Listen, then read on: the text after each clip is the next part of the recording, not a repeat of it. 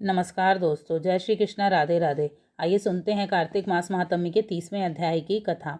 भगवान कृष्ण ने कहा, हे प्रिय, नारद जी के वचन सुनकर महाराजा पृथु बड़े ही विस्मित हुए।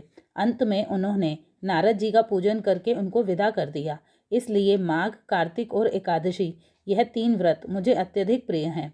वनस्पतियों में तुलसी, महीनों में कार्तिक, तिथियों में एकादशी और क्षेत्रों में श्री द्वारका मुझे बहुत प्रिय हैं। जो प्राणी जितेंद्रिय होकर इनका सेवन करता है वह यज्ञ करने वाले मनुष्य से भी अधिक प्रिय लगता है।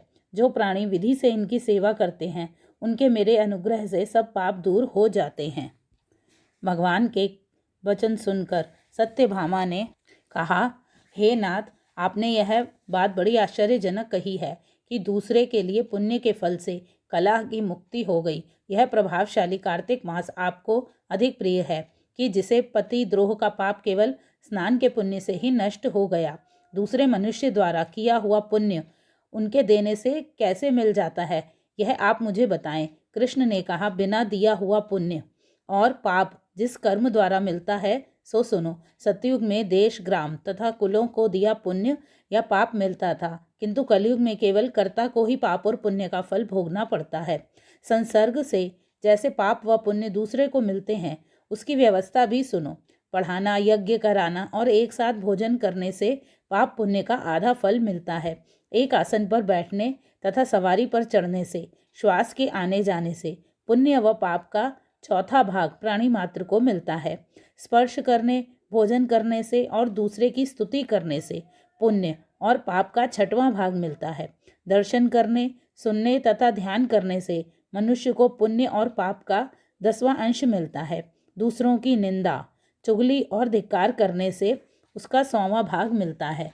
पुण्य करने वाले मनुष्यों की जो कोई सेवा करता है वह सेवा भाग लेता है और अपना पुण्य उसे देता है। स्त्री, नौकर और शिष्य के अतिरिक्त जो मनुष्य दूसरे से सेवा करवाकर उसे पैसे नहीं देता तो सेवा करने वाले सेवक उसके पुण्य का भागी होता है।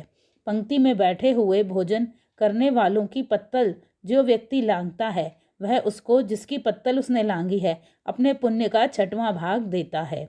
स्नान तथा ध्यान आदि करते हुए मनुष्य से जो व्यक्ति बातचीत करता है या उसे स्पर्श करता है वह अपने पुण्य का 6वां भाग उसे दे डालता है। जो मनुष्य धर्म के काम के लिए दूसरों से धन मांगता है पुण्य का भागी होता है। ठीक उसी तरह जिस तरह की दान करने वाला पुण्य का भागी होता है। जो मनुष्य धर्म का उपदेश करता है और पश्चात श्रोता से याचना करता है वह अपने पुण्य का 6वां भाग उसे देता है। जो मनुष्य दूसरों का धन चुराकर उससे धर्म करता है वह चोरी का फल भोगता है और शीघ्र ही निर्धन हो जाता है। जिसका धन चुराता है वह पुण्य का भागी होता है। बिना ऋण दिए जो मनुष्य मर जाते हैं उनका ऋण देने वाले सज्जन पुण्य के भागी होते हैं। शिक्षा देने वाला, सलाह देने वाला, सामग्री को जुटाने वाला तथा प्रेरणा देने वाला, यह पाप और पुण्य के षष्टांश का भागी होता है। और गुरु शिष्यों का, पति पत्नी का, पिता पुत्र का, स्त्री पति के लिए, पत्नी का, पिता पुत्र का, स्त्री पति के लिए पुण्य का 6वां भाग पाती है। पति को खुश करने वाली आज्ञाकारी स्त्री पति के लिए पुण्य का आधा भाग ले लेती है। जो पुण्य आत्मा पराये लोगों को दान करता है वह उनके पुण्य का 6वां भाग प्राप्त करता है। जीविका देने वाला मनुष्य जीविता ग्रहण करने वाले मनुष्य के पुण्य के 6ठे भाग को प्राप्त करता है। इस प्रकार दूसरों के लिए पुण्य अथवा पाप बिना देने के भी दूसरे को मिल सकते हैं, किंतु यह नियम जो कि मैंने बताए हैं कलयुग में लागू नहीं होते।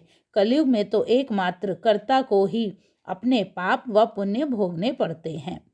कथा समाप्त। बोलिए विष्णु भगवान की जय, लक्ष्मी माता की जय, कृष्ण भगवान की जय, राधा रानी की जय, तुलसी मैया की जय, शालिग्राम की जय, सभी देवी देवताओं की जय।